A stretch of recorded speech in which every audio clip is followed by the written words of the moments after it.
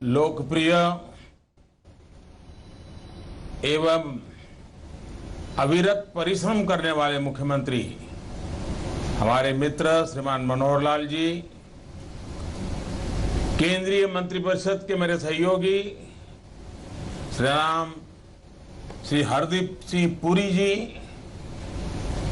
हरियाणा सरकार के मंत्री श्रीमान ओम प्रकाश धनखड़ जी,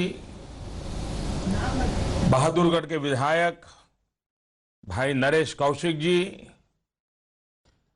वहां उपस्थित अन्य सभी महानुभाव और वहां पर बहुत बड़ी संख्या में पधारे हुए हरियाणा के मेरे प्यारे भाई और बहनों, सबसे पहले आप सभी को, हरियाणा और दिल्ली के लोगों को बहादुरगढ़ मुंडका मेट्रो लाइन शुरू होने पर बहुत बहुत बधाई। हरियाणा का बहादुरगढ़ आज दिल्ली मेट्रो से जुड़ गया है। गुरुग्राम और फरीदाबाद के बाद अब बहादुरगढ़ हरियाणा का तीसरा बड़ा क्षेत्र है जो दिल्ली मेट्रो से कनेक्ट हुआ है। आज के इस लोकार्पण के बाद हरियाणा में मेट्रो नेटवर्क की लंबाई 26 किलोमीटर तक पहुंच गई है। साथियों, दिल्ली में चल रही मेट्रो ने किस तरह लोगों का जीवन बदला है, उसका गवाह हर वो व्यक्ति है जिसने कभी न कभी इसमें सफर किया है। मैं भी कई बार दिल्ली मेट्रो में सफर कर चुका हूं। आज से ये अनुभव बहादुरगढ़ मुंडका लाइन पर चलने वाले लोगों को भी मिलने वाला है। विशेषकर बहादुरगढ़ में तेजी के साथ विकसित होते उद्योगों की वजह से काफी अरसे से मेट्रो का इंतजार हो रहा था। बहादुरगढ़ में अनेक कॉलेज, इंस्टीट्यूट्स और यूनिवर्सिटीज भी हैं।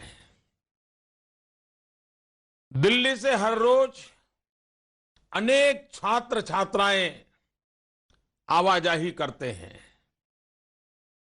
अब इस क्षेत्र के लाखों उद्यमों को, विद्यार्थियों को, अलग अलग प्रोफेशन के लोगों को दिल्ली आने जाने में और आसानी होगी। ऐसे तो बहादुरगढ़ को गेटवे ऑफ हरियाणा कहा जाता है, लेकिन ये मेट्रो लाइन यहां डेवलपमेंट का गेटवे बनकर पहुंची है। मेट्रो की वजह से लोगों की सहूलियत बढ़ेगी, नई कॉलोनियां बनेगी, उद्योगों का विस्तार होगा, तो रोजगार के भी नए अवसर बनेंगे।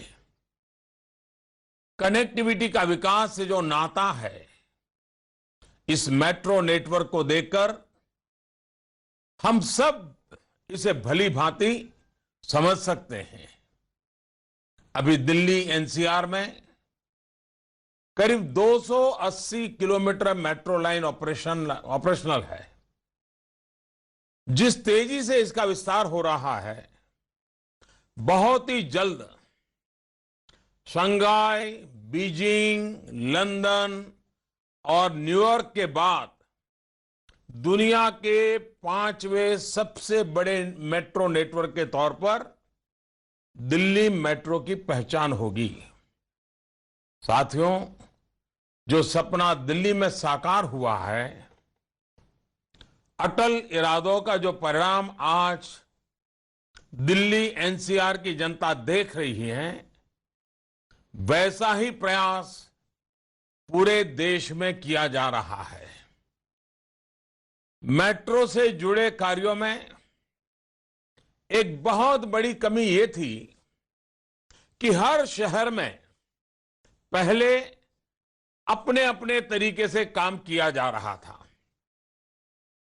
मेट्रो और उससे जुड़े निर्माण कार्यों के लिए कोई नीति नहीं थी और इसलिए कोई मानक, कोई स्टैंडर्ड, टेक्नोलॉजी, इक्विपमेंट, कोई कुछ तय नहीं था। सरकारों की, नेताओं की मर्जी के मुताबिक स्टेशन और अलग अलग विभागों के हितों के मुताबिक सब निर्णय बिखरे हुए पड़े रहते थे। एक बिखराव महसूस होता है। अब 2017 में देश की पहली मेट्रो पॉलिसी के बनाने के बाद अब इन सब चीजों को एड्रेस किया गया है, इन पर ध्यान दिया गया है। लोगों को एक स्टेशन से दूसरे स्टेशन और फिर अपने घर या दफ्तर तक पहुंचने में परेशानी ना हो, इसके लिए शहरों के पूरे ट्रांसपोर्ट सिस्टम का इंटीग्रेशन किया जा रहा है। अब देश में ही कहीं पर भी मेट्रो बने, लेकिन एक तय स्टैंडर्ड पर काम करेंगे। साथियों, 21वीं सदी की आवश्यकताओं को ध्यान में रखते हुए शहरों में स्मार्ट, सुलभ, सस्ता और साफ सुथरा पब्लिक ट्रांसपोर्ट सिस्टम देना इस सरकार की प्रतिबद्धता है। आज देश के 12 शहरों में मेट्रो नेटवर्क का विस्तार किया जा रहा है।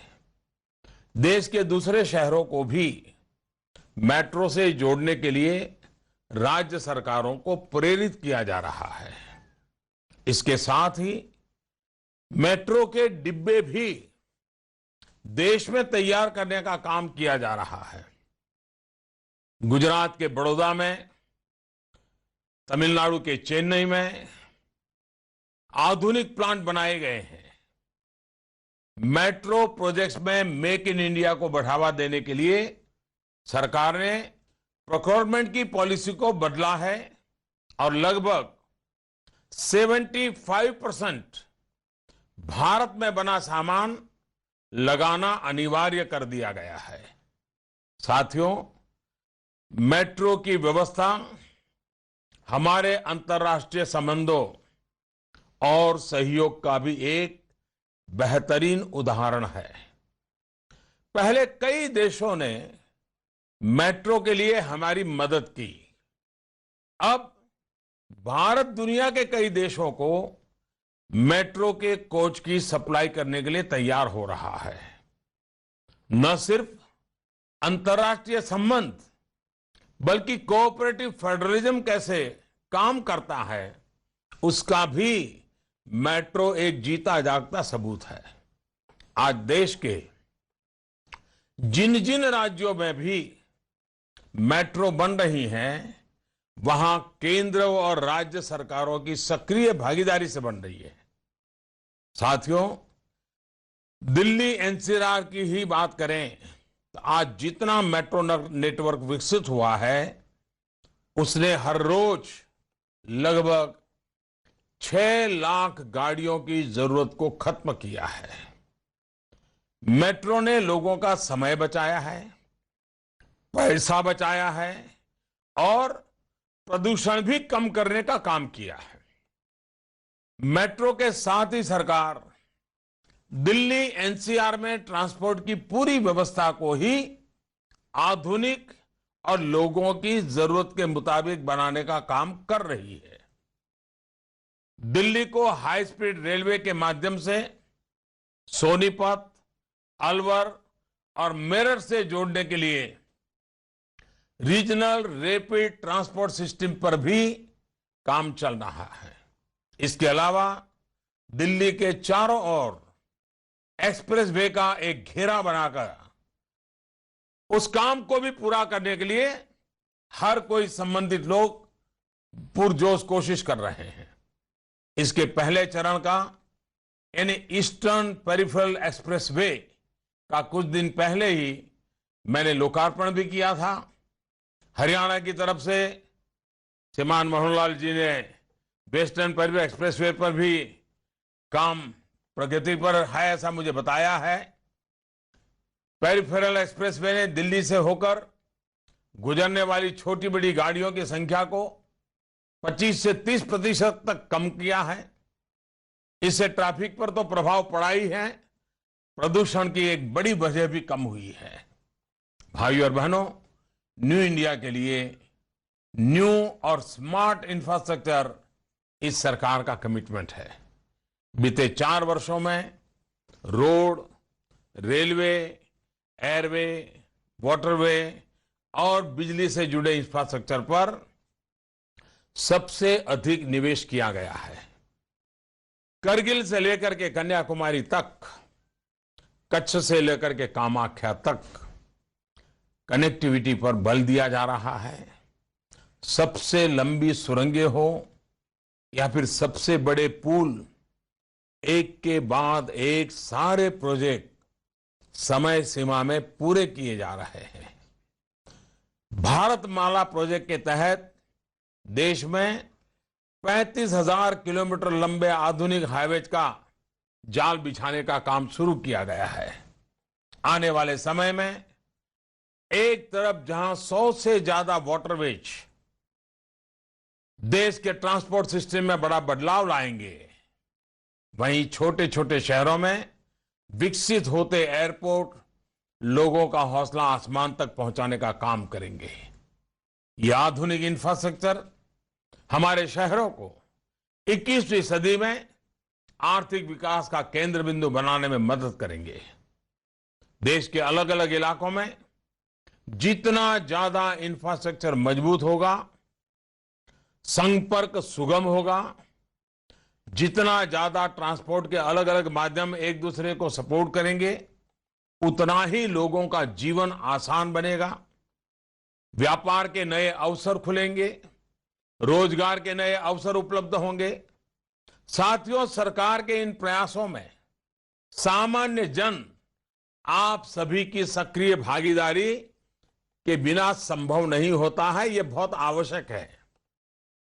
आइए न्यू इंडिया के लिए बन रहे इस इंफ्रास्ट्रक्चर के लिए मिलकर और अधिक प्रयास करें। एक बार फिर हरियाणा और बहादुरगढ़ की जनता को बहुत बहुत बधाई के साथ मैं अपनी बात समाप्त करता हूं और इस कार्य का सबसे अधिक लाभ हमारे नागरिक उठाएं, निजी व्हीकल से जितना जल्द हो सके मुक्ति पाएं। फिर एक बार आप सबका बहुत बहुत धन्यवाद।